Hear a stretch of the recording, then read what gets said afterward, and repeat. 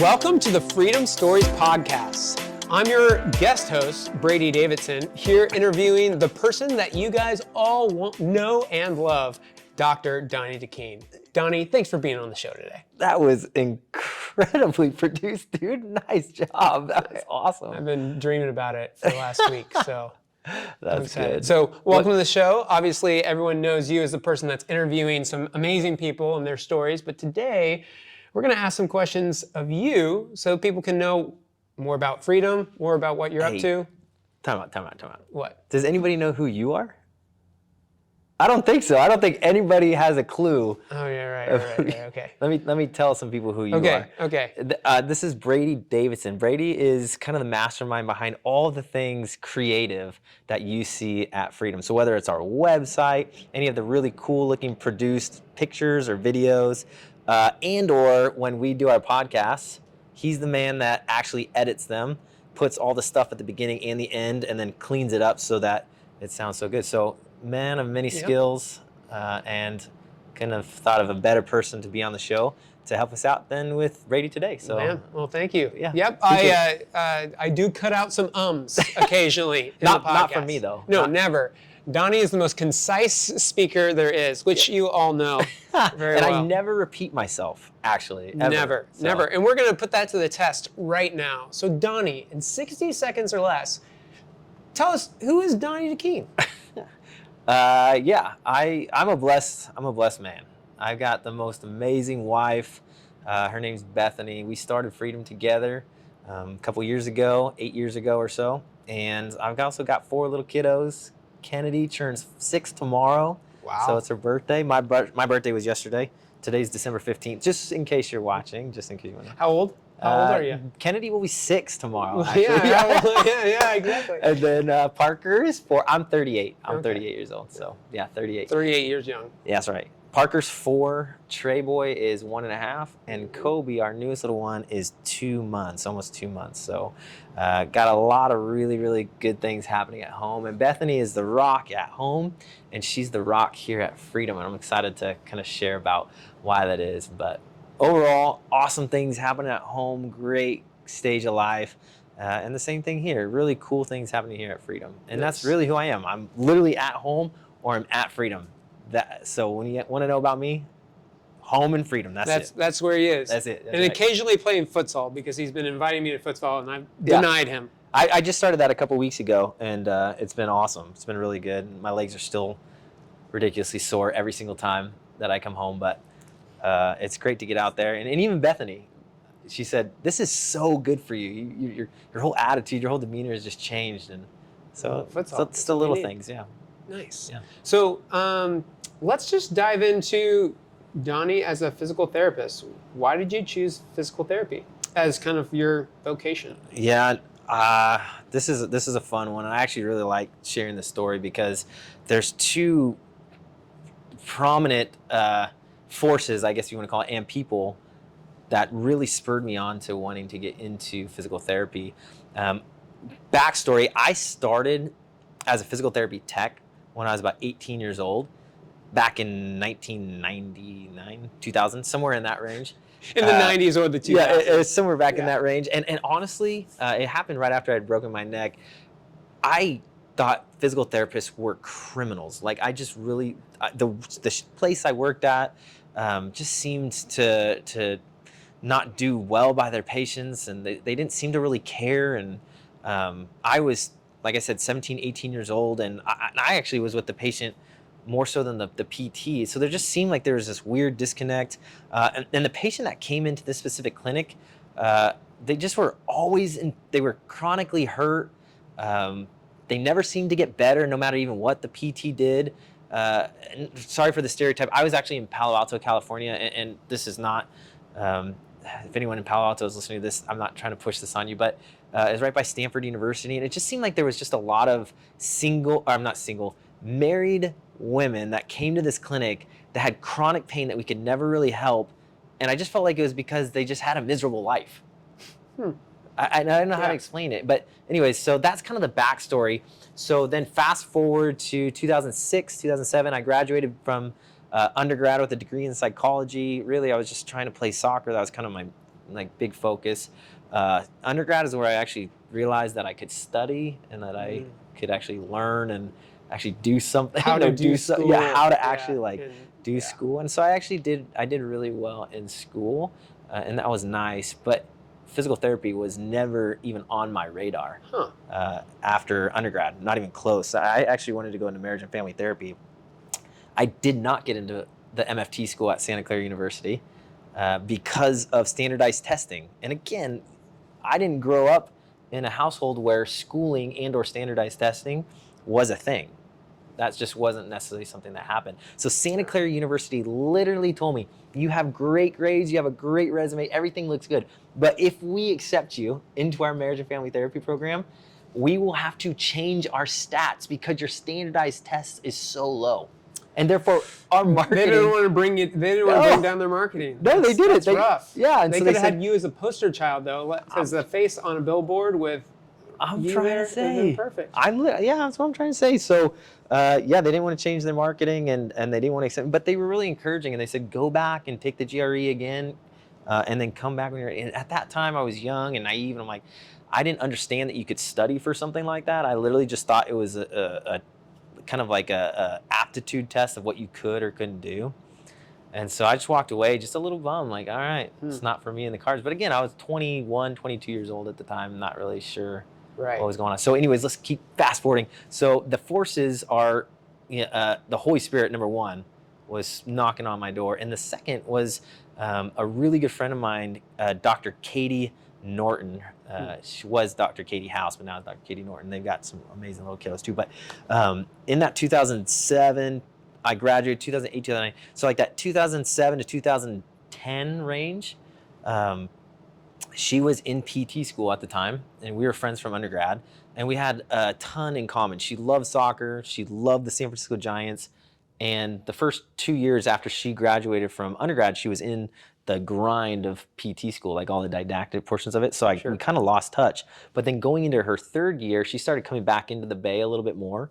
And we started hanging out and we started going to Giants games, and she was just talking about all the things that she was learning in PT. And she kept speaking into me and saying like, Donnie, you could do this. Like, you should be able to do this. And she started talking about her rotation with the San Diego Padres. And I'm like, I'm sorry, physical therapy is working with the Padres? Because physical therapy to me was those moms back in Palo Alto that, back in the 2000s. Completely different spheres, Totally different. So seriously, 5-6 years later, I'm like, oh, what is this all about? So as she was speaking that into my life, like, you can do this. And I'll never forget when a train trip when we were going to the Giants, she was talking about that. And it just kind of hit me like, wow, that is a really cool profession. And it was at that same time I was working at a church as a pastor on staff, had a lot of jobs, but that one specifically was a really good one in that I just learned so much about leadership and mentorship. And the pastor on staff was trying to blend these two churches together. And we had about 30 pastors on staff, but we only had room for about like 18 or so.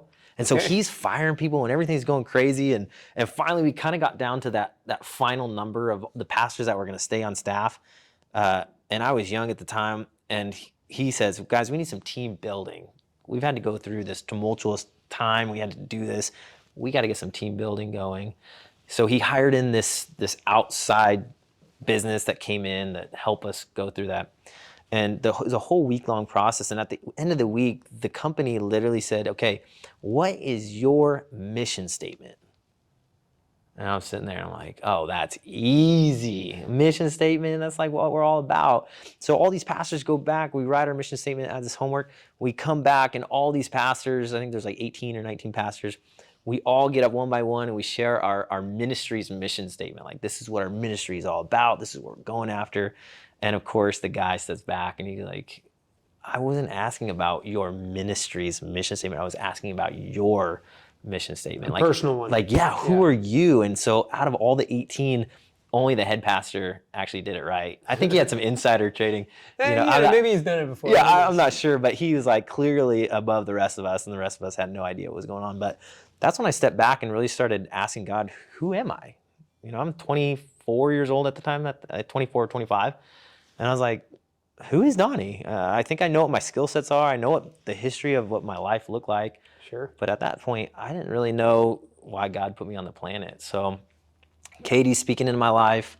The Holy Spirit starts knocking on the door. I start reading a whole bunch of books about, what it is to have vision and mission in your life, and who am I supposed to be. And then I started reading the Bible a lot, and just putting all the pieces together. And I just kind of came across this guy named Andy Stanley. He's a pastor down in Georgia. I think it's called North Point. And I started reading some of his books, and one of his books just spoke out to me, and it's called The Principle of the Path. And he's basically saying, direction, not intention, leads to destination. That was a big part of the book. And he said, in order to know where you're going, you have to look back in the rearview mirror of life to see where you're headed. Because if you see where God's brought you out of, then you can kind of point forward and go through that. Yeah. So just quick synopsis. And I know that the podcast is a little bit about this, but this is really important to me because, again, it is who I am and why I'm doing PT in the long run. But I started looking in the rearview mirror of my life, and I started realizing I broke my neck when I was 17 years old. I should have died. I really should have. The doctors told my parents that I was never going to walk again. And I literally got up out of the hospital 3 days later, walked home, and was playing soccer 8 weeks later.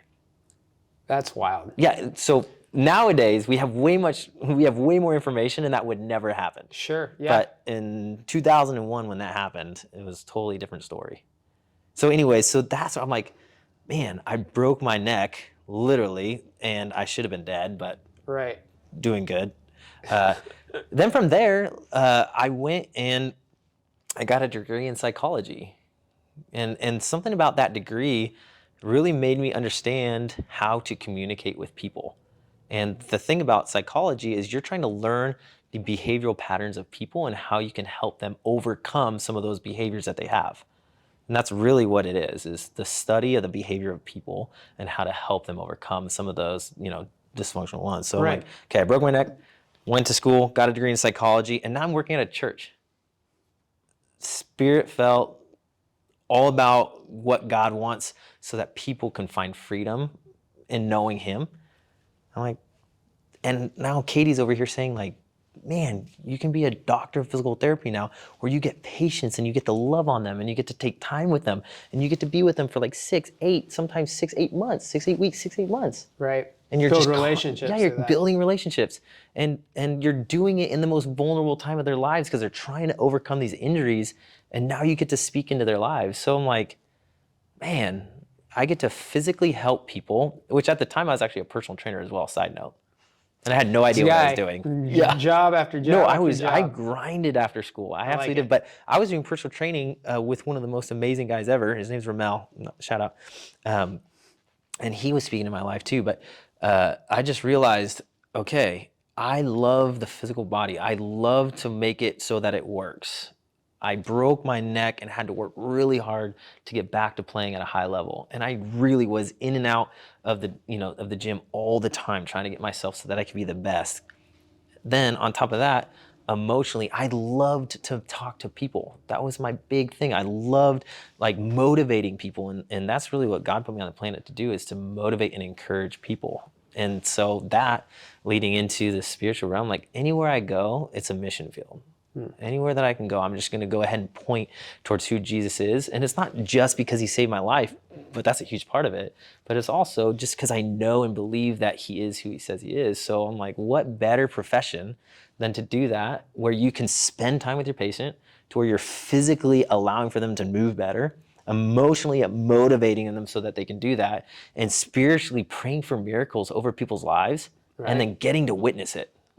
That's a cool thing, especially when you talk about the sense of like pairing with like, not only were you sharing, what God's done in your life or all of those types of things, you also have this fact that God had given you an experience that you could now relate with them. I've had to overcome something physical, just like you're having to do that, and I've seen it happen in my life. So it's not just like, oh, I've always been this healthy, fit person that's never had an injury, and now I'm here going to tell you like this is how you do it. It gives a way for you to be able to empathize with them and be able to connect with them in the ways that really you were destined to. Yeah, and that's cool. That's it. So when you asked why did I want to become a physical therapist, man, it was a journey, but I'm so thankful that God put me on that path.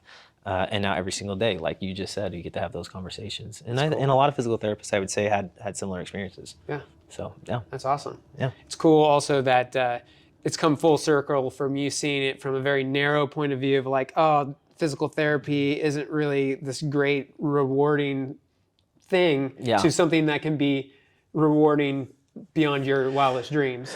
Yeah, that's a huge testament to the industry of physical therapy because it's such a brand new industry, honestly. In that 20 years from when I experienced that in 2001 to now 2022, insane the amount of research that we have and what we can help people with. And so it's just it's a totally different industry. Even from when I started PT to what it is now, it's a completely different industry. And again, that's because physical therapy went a road of research for the longest time. And now being able to apply that to even, higher level athletes, it's just awesome. Sure. So, yeah. That's awesome. So, okay, you're on this path, physical therapy, you're finding that this is kind of your dream and where God's placing you. How did it come about, freedom come about, where obviously there's a lot of people that are physical therapists and don't do their own thing or start their own thing. They just work in the system and impact lives that way. Why did you choose to start Freedom, and what was that genesis? Yeah, so I actually started Freedom right out of PT school. Okay. So I started PT school when I was 27, finished when I was 30 or so. Yeah, I was about 30 when I finished. Right on my 30th birthday, actually, is when I graduated. So that would be, yesterday was his birthday. That's right. So it was about 8 years ago. We're just doing the math. That's everybody. right. Yeah, about 8 years ago, I literally finished school, graduated, and applied to some residencies. I was wanting to continue on through residency. And then I also wanted to stay in California because I was living in California. My wife was from here in Shawnee, Kansas. And I actually had some chats with Katie, Dr. Norton, at the time, because she was at this really cool sports clinic where I did a rotation up in Sacramento. And I was on the phone with her driving. Backstory, hold on.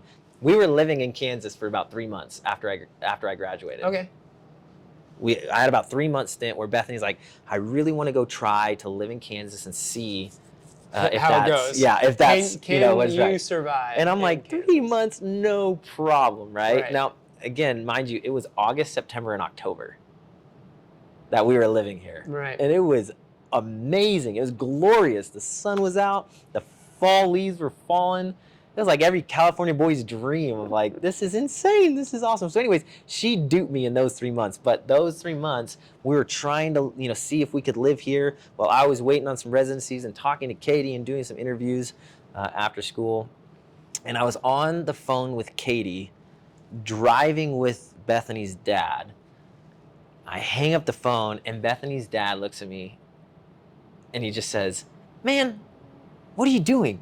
I'm like, sounds like I'm gonna go work in Sacramento. Like, this is awesome. This is professional athletes. Like, this is really what I want to do. And he goes, do you want to open up your own clinic? I'm like, yeah. I'm like, that is the goal. That is the dream. Like, I am definitely gonna open up my own practice. So if you want to open up your own practice, why aren't you doing it right now? I'm like, are you kidding me? I'm like, look, his name's Bernie. I'm like, Bernie, it just doesn't work like that in the medical field. Like, you just don't get out of school and you don't just go start your own practice. You have to practice. Like, you have to get good. Like, right. You got to build some. I'm not gonna go break and hurt somebody. Like, right. It's not the same as getting your degree in business and then going starting a business because you have all, I don't know. And maybe that's not how it is with that anyways. But the reality of, I was literally just like, you just don't do that. You just can't make it happen. And he goes, all right, let's take a step back here. And we had 10 more minutes in our drive to get to the house. Sure. And he says, Donnie, what are you living on right now? I'm like, peanut butter and jelly, baby, and chicken and rice. And he's like, how long have you been living like that? I'm like, probably for the last 5 years, right? And he's like, what's your food budget per month? And I'm like, oh, Beth and I'm like bragging at this point. I'm like, me and Beth, we're living on $150 a month, Pops, like trying to like really show it. Right. And he goes, okay, perfect. All right, so good. So let's say that in about 3, 4, 5 years from now, okay, you've started a family, okay, you've got kids, you have a salary, whatever that salary is, and you're paying bills with that kind of salary. Are you going to be able to leave that salary and that quality of life for your family to go and start eating peanut butter and jelly again and chicken and rice? I'm all, huh.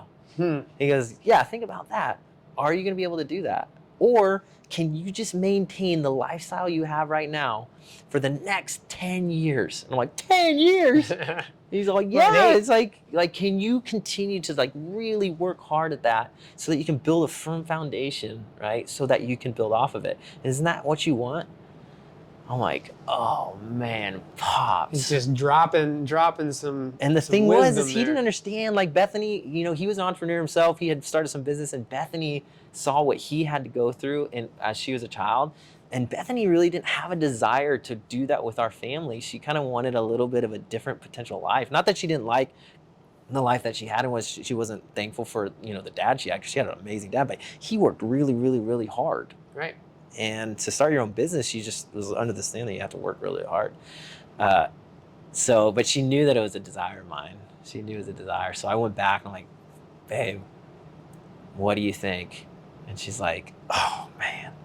She goes, I knew this was going to happen. She's like, I knew this was going to happen. I'm like, what do you expect, man? I'm in the car with Bernie every day for a couple minutes. You know what's going to happen. It's going to get to me. And I'm like, can we do it right now? And she went and she prayed, and then she came back and she's like, yeah, let's go. That's cool. Yeah. Got me teared up, dude. No, I mean, it's Yeah.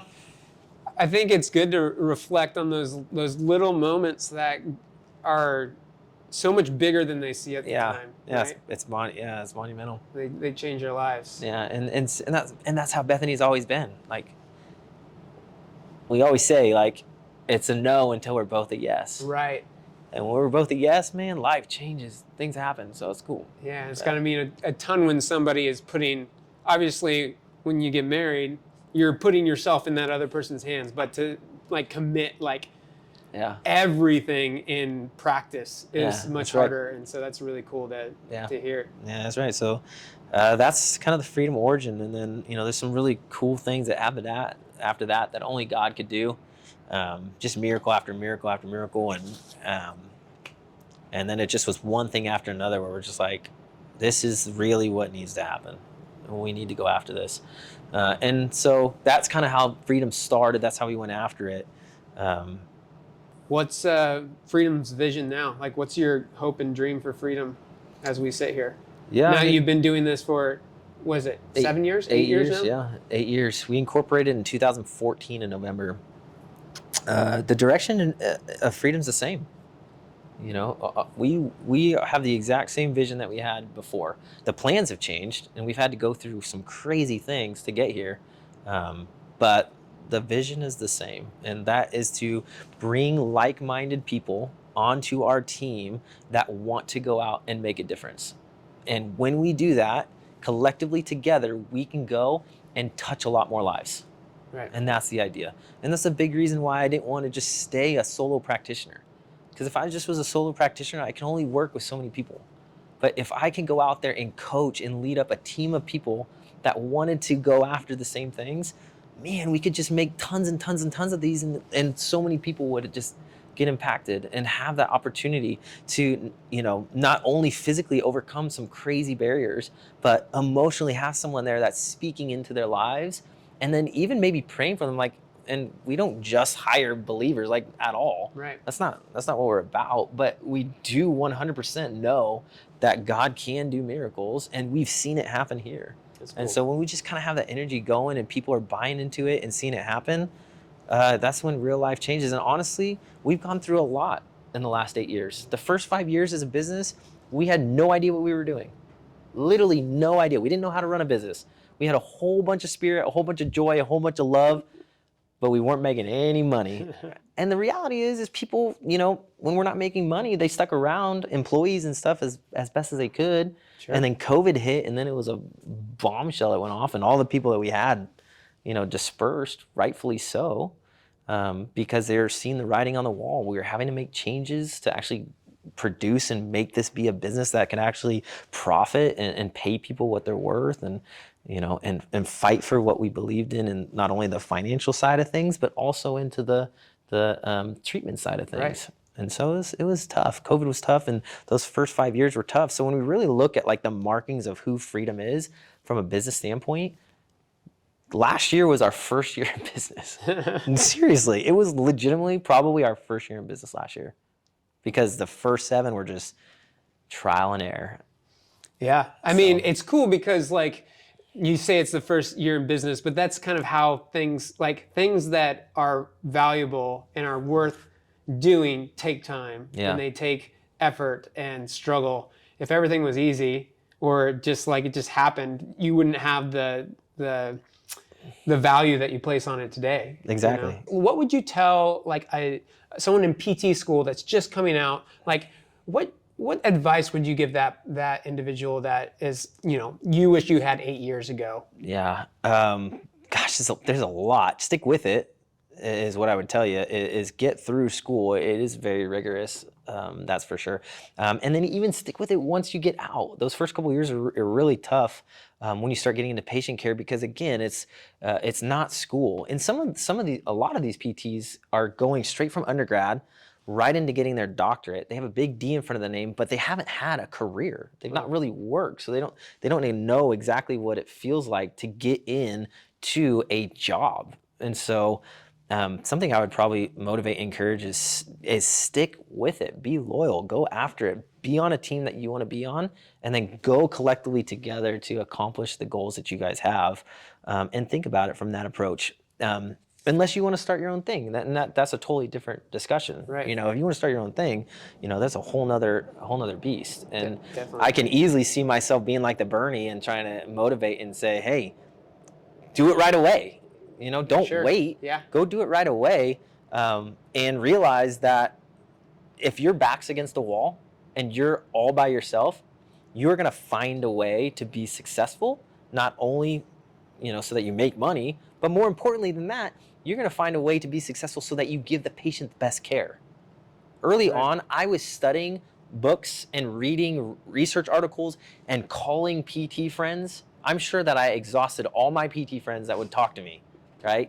And anyone that would listen to me, because there was times when I'm like, did I screw that person's leg up? Sure. And I'll tell you right now that those patients that I had early on, I guarantee you they had the best care that they literally could have gotten, because I was 100% focused on making sure that they had the best care by researching, practicing on other people. I would go home to Beth and be like, babe, I got to try this because I'm pretty sure that, so-and-so needs this. But probably overarching, I would say you went into PT school for a reason, so that you can help people.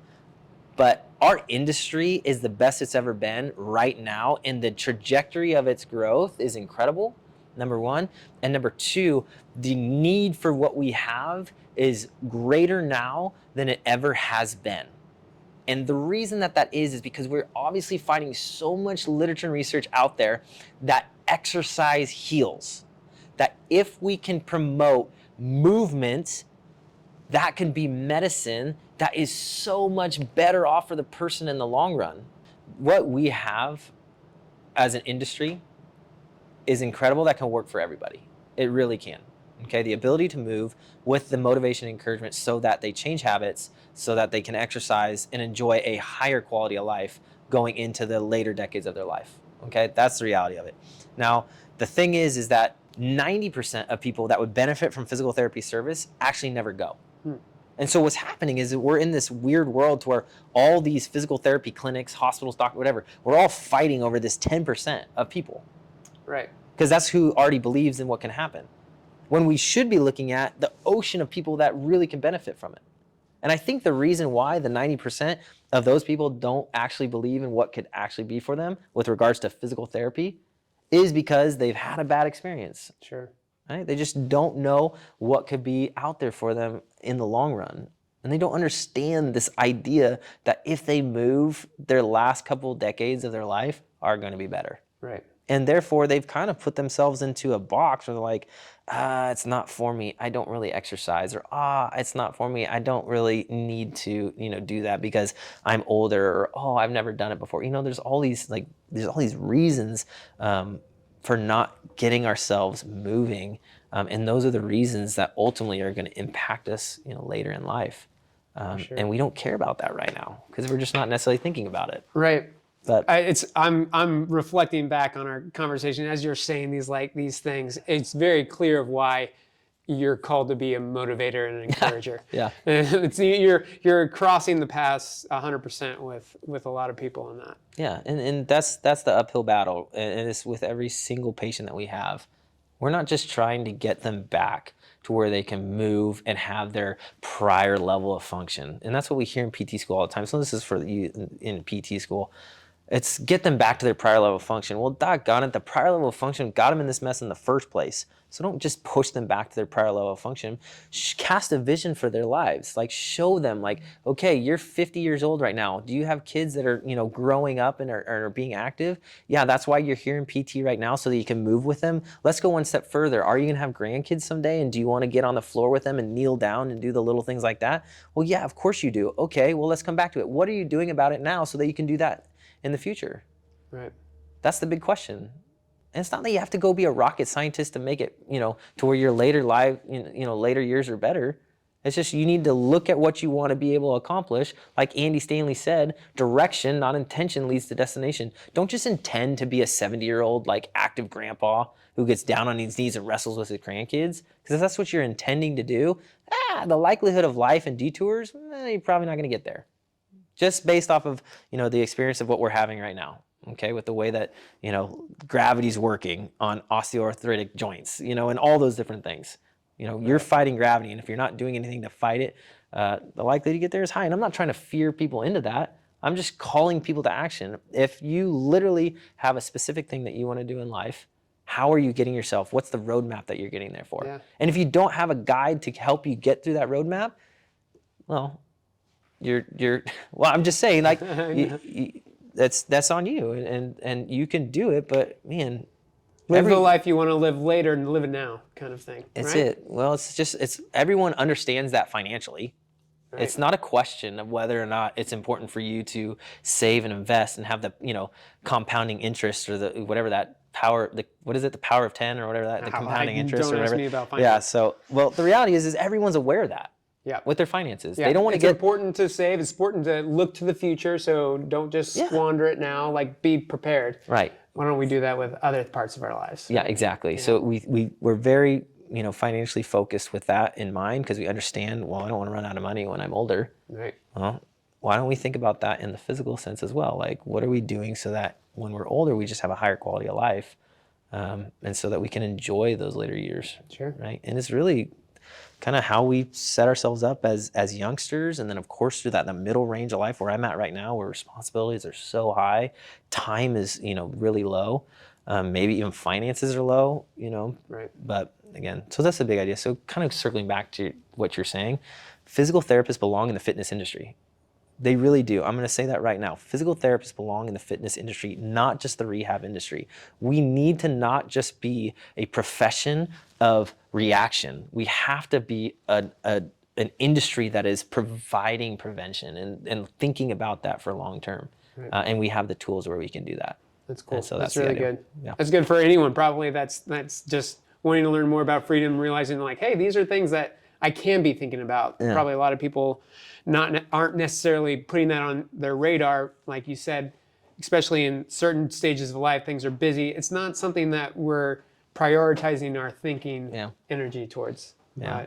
So that's good. That's it. It's really good. Yes. It's been awesome just to chat with you, and hopefully we get to share with all the people watching what patients and myself including get to do all the time, is get to chat with you and learn about what you're up to and what you're doing, and get to experience and share in the passion of the things you're doing. So thanks for sharing, and thanks for letting me be a temporary host. Yeah, well, I mean, you're Freedom Stories podcast. You're a pretty amazing host. In fact, I think from now on you should just take over that part. I don't know. Just go ahead and take the whole thing. Just host the shows and then edit the shows, and I'll just encourage you along the way. I don't know. We might. I don't know if that's a good idea. It's not in the payment agreement. I don't think so. Well, thanks for coming. Yep. I really appreciate you, not only for what you're doing today, but what you've done in the past, and obviously what you're going to continue to do. Awesome. You've bought into what we've got going, and you're one of those people that we were talking about, right? That you've bought into what we're trying to accomplish, and we're going after that 90%. Yeah. Let's make something happen. So thank you for putting these things together and giving me the opportunity to do this now, and with all those other patients that we've worked through, and hopefully we can keep this going in the future, and eventually someone might listen to it. And maybe someone will listen to it someday. One or two. Absolutely. Awesome. Appreciate you.